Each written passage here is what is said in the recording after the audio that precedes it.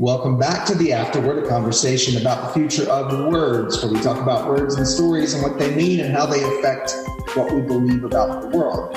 We are glad to have with us Dr. Vladimir Jankovic of the University of Manchester and Dr. Elizabeth Smith of the University of Oklahoma to continue our conversation about the story of weather and weather forecasting. So weather and weather forecasting affects everything, right? It affects culture, politics, economics, architecture, as well as our plans for the day. So let's look at just one area of overlap, weather and health. Can you help us understand how meteorology has influenced health or healthcare, let's say since 1750 to the present?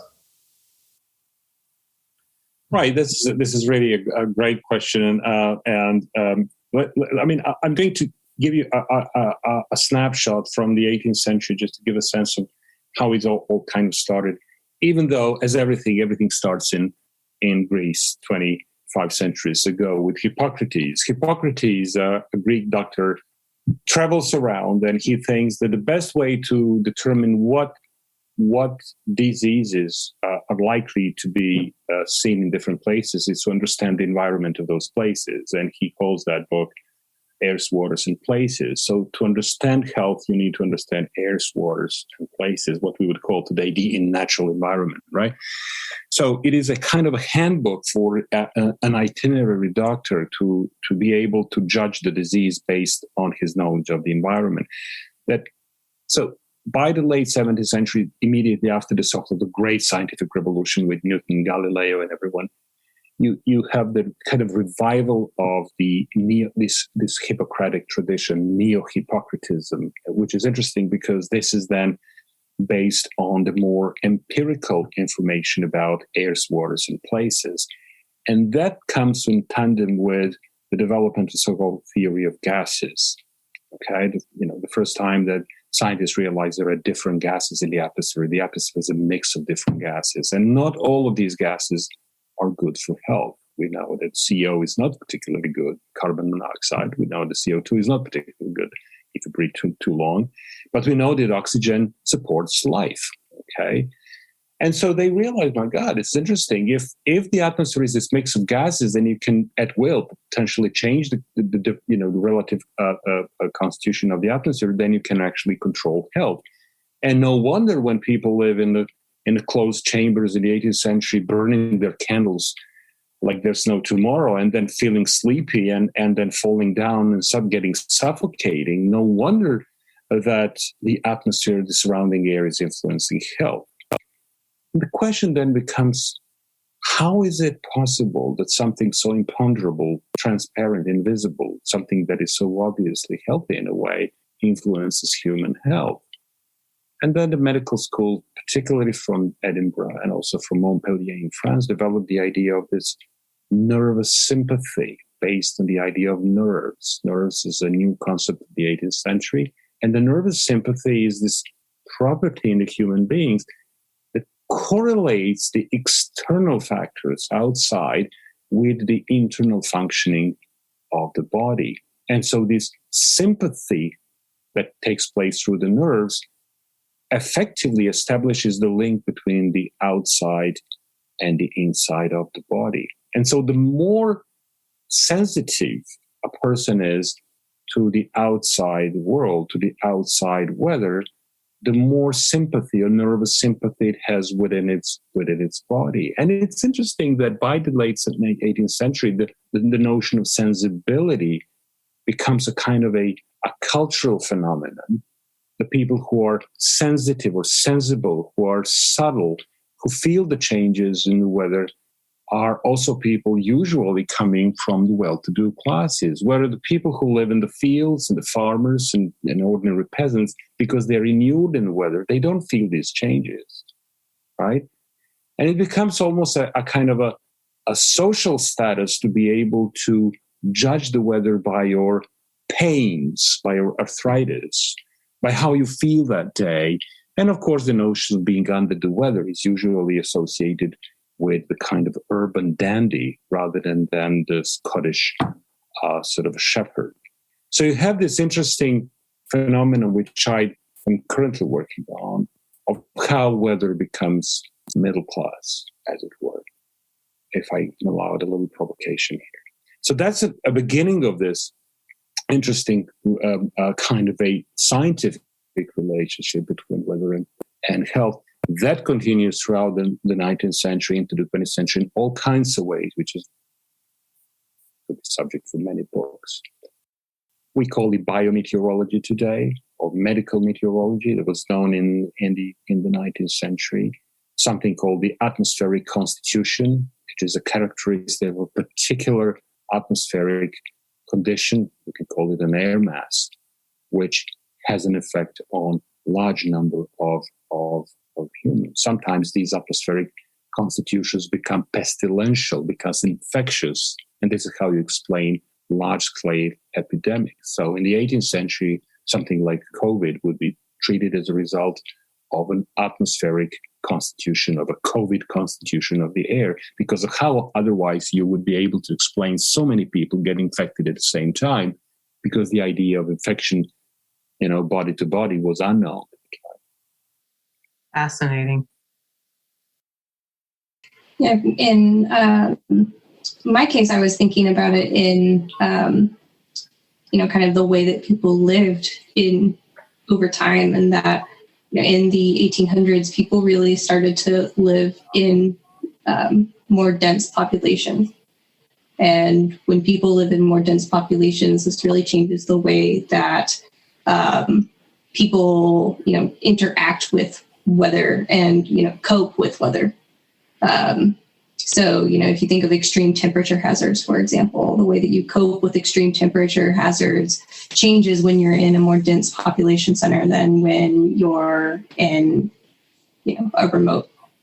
And this is important because, let's say it's an extreme cold snap. When it's cold, you might want to burn things to create warmth. But if you're in a dense population center, more and more burning creates more and more air mass issues, which then exacerbates other problems, which can create more and more health risks. And as population centers grew, this became a larger and larger issues, especially for those that were already at risk to the temperature extremes already. And we still see this today. I mean, at modern day, the most deadly weather issues that we have are extreme temperature. By far the most deadly weather hazards are heat waves and extreme cold. And we see people in urban populations die from extreme cold and extreme heat. And so that's something that's started from people moving into cities, but it's still something that we struggle with today. It's not just easily solved by technology. That's a really good point, Elizabeth. And you just are kind of leading us into this next question about how did the Industrial Revolution affect the way people interacted with weather forecasting and weather events? Elizabeth, I'm going to toss that to you first. Yeah, so, I think the obvious one is that with the Industrial Revolution came, mass emission of industry byproduct, for the most part, coal smoke, into the atmosphere. And as the number of factories boomed and the amount of emissions spread, the quality of the air changed. And thus the way weather seemed to behave or was perceived also changed. Fog was thick. Now we call that smog. As a kind of small aside, something very interesting that I've kind of become aware of in the last few years is there's a theory going on now that if you look at the Van Gogh Starry Night painting and you actually process the data in the swirls in the painting, they mathematically, quantitatively break down and match the same mathematical principles that atmospheric turbulence match, which is very interesting because there's no reason that should be, if you're just drawing some swirlies, there's no reason they should match the mathematical principles of the actual turbulent properties we see in the atmosphere. There are some theories out there that perhaps the air quality was so horrible that the overturning in the air was actually visible, such that it was able to be recreated by the artist. So Who knows if Fascinating. Yes, Fascinating. I thought that was very fascinating as well. But yes, so, what we would call smog now becomes, normal. As time goes on, this becomes pretty significant to people. This is a health issue, right? The air would make you quite literally sick. The water's contaminated. And this lasts for a long time. I mean, this is not an 18th century problem. This is a modern problem that, but many of, your listeners probably remember. So it's important to understand when conditions are right for air to be trapped near the surface. So what we would call an inversion or a fumigation event. So cold air basically trapped under warm air, because that would create the conditions that were so bad that the air quality was quite literally deadly, because that low quality air or that smog could not escape. So in 1948, one of those inversion events happened really close to where I went to college, trapping dense cold air in a shallow river valley in Pennsylvania. So this is in Denora. It killed 20 people. It sickened as many as 7,000. This is 1948. A few years later, there's, of course, the Great Smog of London, kills thousands over a stretch of days. So, I mean, this is, now up to modern day, this is still an issue. So I think that that's really one of the most obvious ways that the Industrial Revolution affected the way that people interacted with weather, because understanding when those conditions would happen and thus hopefully preparing for them becomes really, really critical to human health. Wow. I did not realize that there was an inversion experience in the United States in Pennsylvania. So I'm so glad you brought that information up. Vlad, do you have something you could add to that? Yeah, there is 1966 is a famous Thanksgiving episode in New York City. Mayor Lindsay being involved in that and actually visiting the city around and taking pictures of that inversion, which was one of the major blows in his early career in the campaign. And the result of that was that the New York City began employing the urban meteorologist within the administration and municipal administration. So this is a kind of also an example of how a single episode, like the NOAA, like the one in Moose Valley in Belgium, like the 53 London fog, resulted in some changes in ways in which this is, and led to the 1970s Clean Air Act in the US, partly on the national and the federal scale. But what really is fascinating to me is two things. One, when you think of industrialization and the way that the Western world has effectively globalized itself within a couple of centuries, starting with the colonial spread. Think of colonization. How is colonization possible? Well, mostly because of the ability of the Western countries to move and spread around the world through their large vessels. And how is it possible that these vessels move? Is because they can navigate, because they use the power of the wind. So without wind, there is no colonization. And then later on, without steam, there is no colonization further. There is no train, there is no railways. I mean, the whole Africa results from the fact that the Western nations are able to combine coal and water and create steam. So you're looking at kind of a chemical or organic matter being responsible for the major shift in the way in which the world has operated pre-industrial and post-industrial. Okay? And then in 1928, the US mathematician, a very unusual character, Alfred Lotka, publishes a book, Elements of Mathematical Biology or Physical Biology, in which he looks at the amount of coal smoke being released into the atmosphere. And for the first time, he uses a phrase that the Western industries are effectively evaporating coal mines into the air. This is then picked up by the well-known Roger Bell and many other people in the history of climate change, and use that as a kind of a nice metaphor to describe what the industrial civilization is doing to to the atmosphere, that it's evaporating and moving the stored carbon into the kind of a free state in the atmosphere, and the result of that creating the greenhouse effect, of which we know very well. So that's, to me, a fascinating result of the industrial development. But keep in mind that where you are now in South Carolina, you're at the epicenter of the relationship between the economy and weather. Because in 1733, a very unusual character, Jean-Pierre Poury, publishes the book called The Best Climate on Earth. And he scientifically proves the existence and the location of the best climate on Earth for the reasons specifically that are of economic quality, namely climate, when it's good, results in the natural growth of vegetables, fruits, and other kind of agricultural produce. So climate effectively does the work, which cannot be done in some other places. So think of Ireland and Scotland. You see the places in which climate is not so good to produce all kinds of fruits, and people have to work very hard in order to have that. So that's why they develop trade and other forms of industry. Whereas people who live in the southern and tropical areas, the fruits fall from the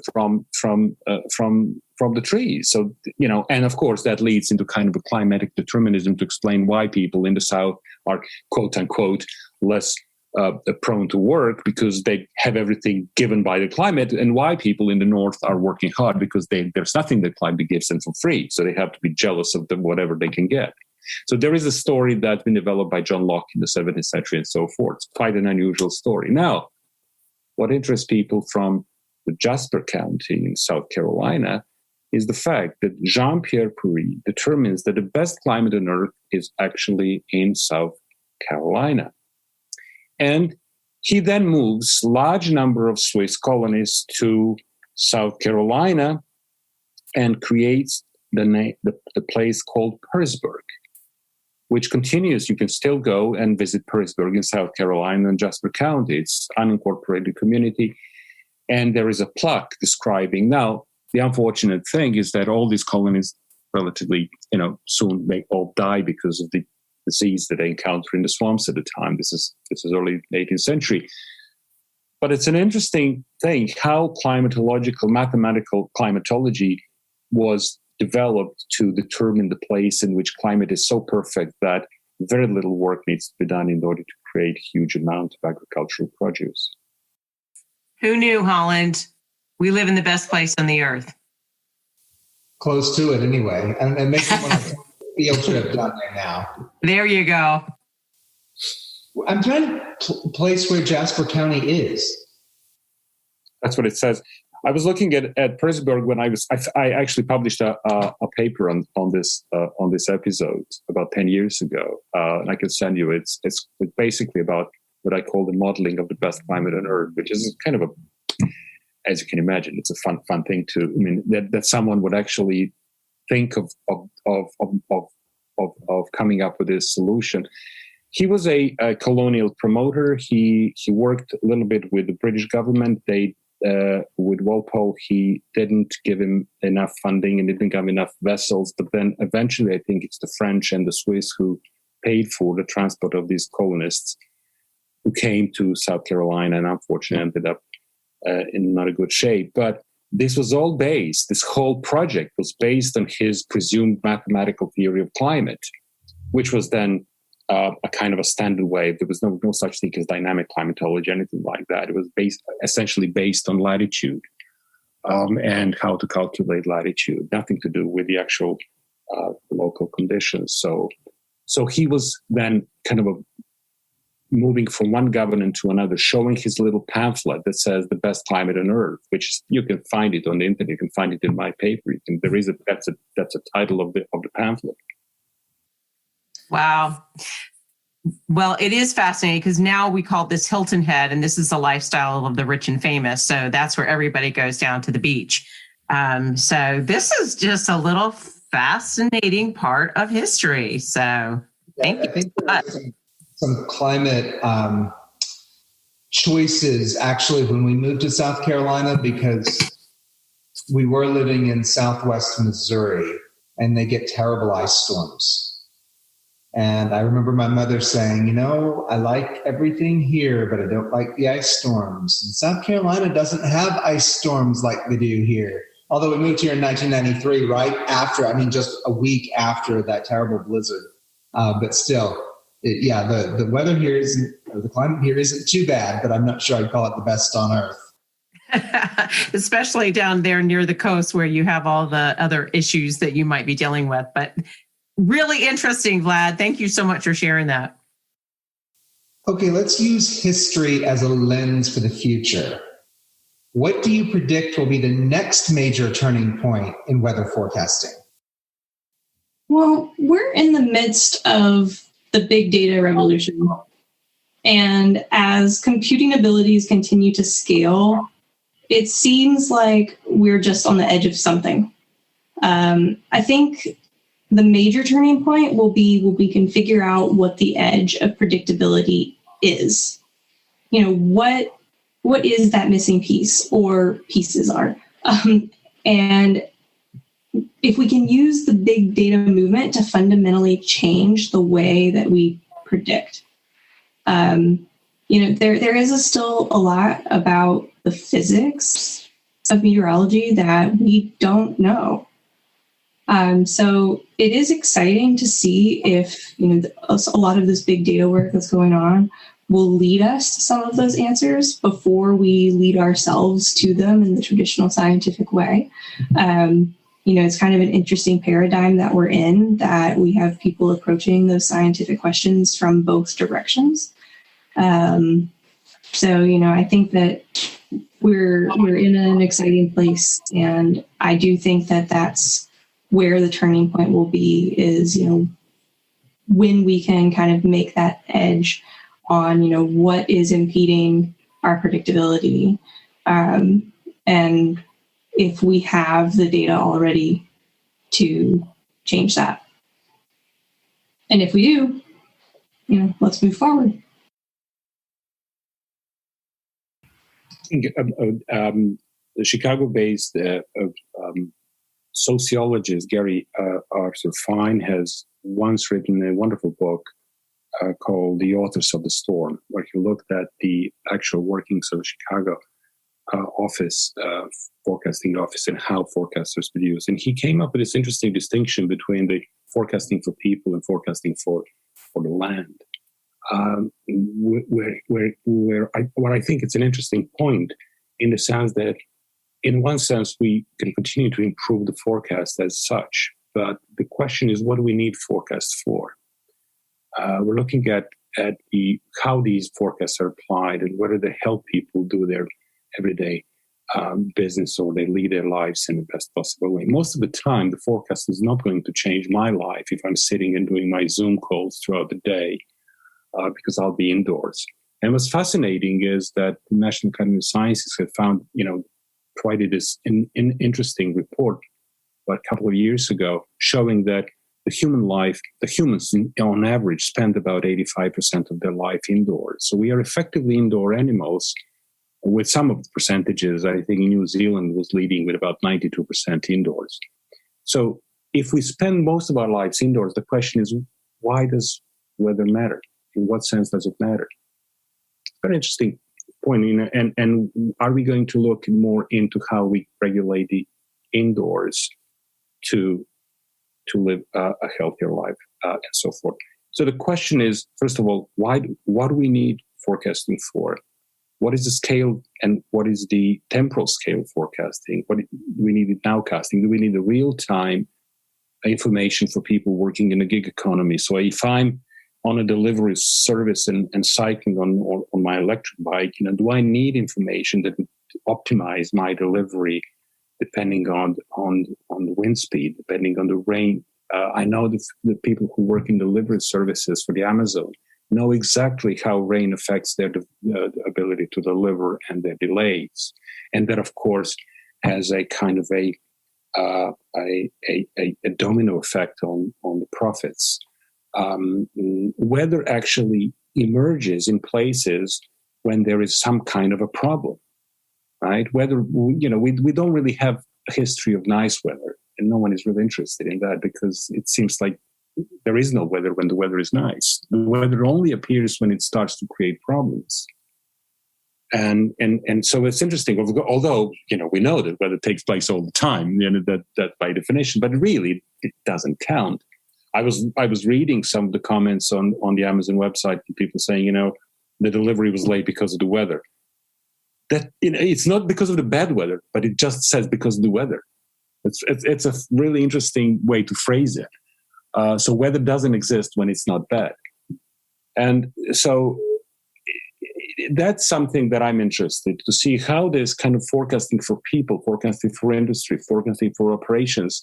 And I think what I think is happening is a kind of a almost utopian optimization of the economic production, industrial activities, by trying to extricate every single information from weather forecasting, weather information in a way that optimize human and economic activities. I think that's probably the largest, the final frontier of how we harness the information to make more money. I'm sorry to say that, but that seems to be the case. Well, I think, just like, we don't talk about weather until there's a problem. I think you just kind of hit a problem. So I think it's a good point. Excellent. Oh, my goodness. Holland, this has been phenomenal, but we're going to have to close out this episode. And we have a signature question we like to ask. And both of you have been dancing around this on our last episode and this episode because you both have very flowery language. So whoever would like to start first, we would like a metaphor to help us understand the story of weather and weather forecasting. Either one of you. Well, I can start because I already did this in part one. So I will return to my soup metaphor. The atmosphere is a big pot of soup, and forecasting it, understanding it, it's akin to being able to make a really good soup. And you have to make a good soup without a recipe, and you have to adapt to the ingredients you have. You have to understand how the different parts work together, how they work apart. And in any case, it's really fun to just stir it a little bit and just, see what happens. So yeah, the atmosphere, the weather, it's a soup. I love that. Although there is another phrase, Elizabeth, that says, if you stir the pot, you have to lick the spoon. Hey, I'm here for that too. Okay. All right. Vlad, how about you? What's a metaphor? I love Elizabeth's metaphor. I think, you can't beat that. It's really there. It's the fluid. I was thinking of that. I mean, it's going to be personal. I think of a pyramid as a metaphor. And why is that? Every time we see Egyptian or Mexican pyramids, we look at them, we're constantly looking at them, and they're simple. They're standing there, and you think, how is it possible? Why were they made? We know that pyramids existed before us. We know that pyramids will continue to exist after us. I mean, they, relatively speaking, they're destructible, but in a sense that they signify something that is immutable, something that will continue to exist. So it's like the weather. Weather will be here when we're all gone. Weather was here before we came. And in the meantime, we're fascinating by looking at it. Just like with the pyramid, something that is permanent, fascinating, and mysterious. Woo! Holland. I think these two metaphors are going to rank up with some of my favorite. Right, and you all just clipped them out. Normally, we sit here for a couple of minutes while folks, fish for what's a real metaphor, but soup and pyramids just popped out. Those are great. Combination would be interesting to think about.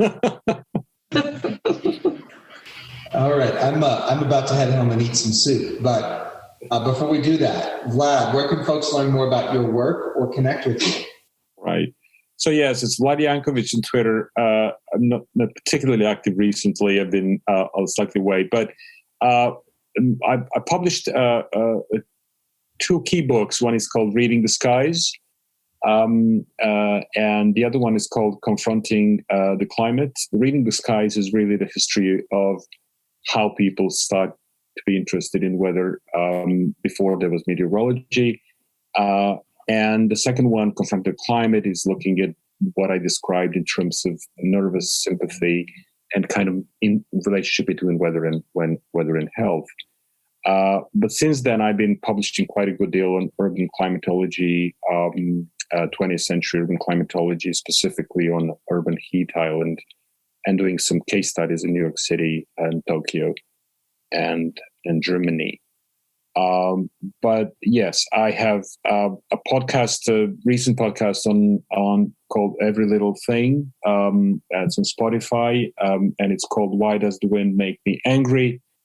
Looking at how wind affects human feelings and health. And people simply just can Google me and find me. I'll be there. Like everyone these days, I suppose. As we were talking, I followed you on Twitter. Elizabeth, where can folks learn more about what you're doing and connect with you? So you can find out more about me on my webpage, which is inside.nssl.noaa.gov/EN Smith. And you can find my social media connections there. I'm on Twitter as well. It's at Eliz, which is 5 E's, L-I, and 5 Z's. When your last name is Smith, there's not a lot of options out there for handles, so you got to do what you got to do. I'm also on the board at the National Weather Museum and Science Center, so I encourage you also to check that out, check out what we're doing there. You can find more about that at nationalweathermuseum.com. Where is the National Weather Museum? It's right here in Norman, Oklahoma. We do a lot of archival of weather history, ranging from, just operational history, artifacts themselves. So we have like the first Doppler radar. Here we have the T-28 aircraft, which was the first aircraft designed to purposely fly through thunderstorms. We have it in the museum. Wow. Yeah, it's a cool place. Very cool. That sounds fun. Well, we are so grateful to have you all both here, and please join us next week for a conversation about architecture and how architecture is impacted by weather. So we want to say thank you to our guests tonight, and to all of our listeners and subscribers. Please leave us a review, rate us on Apple Podcasts, wherever you get your podcasts. Become a subscriber to theafterwordpodcast.com. It does help us keep the conversation going. And as always, you are welcome at our table.